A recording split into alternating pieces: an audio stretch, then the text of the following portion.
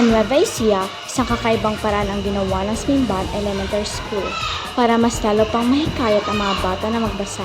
Bilang pangkisa sa National Reading Month ng DepEd, isang mystery reader activity ang inilunsad na nagdulot ng tuwa, kilig at dagdag interes sa pagbabasa.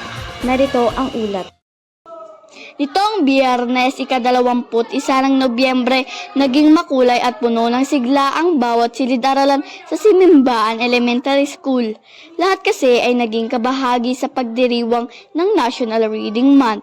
Alinsunod sa Department of Education Memorandum No. 25, Series of 2025, na nagtatagubilin sa lahat ng paaralan na palakasin ang kultura ng pagbabasa sa mga kabataan.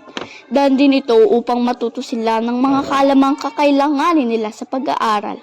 Pero sa Simimban Elementary School, mas pina-espesyal ang selebrasyon. Pinasilip sa mga mag-aaral ang aktibidad na Mystery Reader. Sa Mystery Reader, may isang mag-aaral ang natasang magbasa sa kapwa mag-aaral. Makikilala lamang nila ang kapwa mag-aaral sa araw na iyon. Pero bago niya o simulang buksan ang libro, lihim muna kung sino ang papasok. Kaya todo excite ang mga bata sa paghula kung sino nga ba ang kanilang Mystery Reader. Ayon sa mga guro, hindi lamang ito simpleng pagbabasa. Layunin nitong buhayin ang interes sa literatura, palawakin ang imahinasyon at ihanda ang mga bata sa mas mataas na antas ng pag-iisip, tulad ng critical thinking at comprehension skill.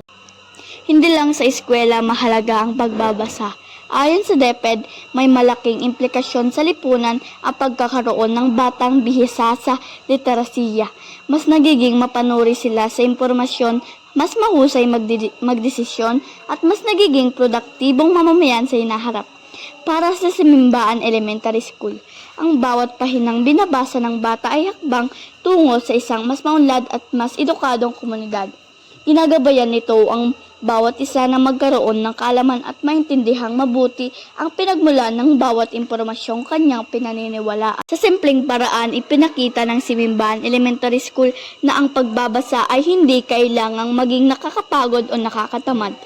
Kapag ito'y ginawang masaya at makahulugan, ang mga bata tiyak babasa at matututo. Sapagkat ang bawat simbolong nakaukit sa papel ay kaalamang nagiging pundasyon ng isang tao upang may handa siya na harapin ang hamon ng buhay. Ana Mendoza, Simimbaan, ES News.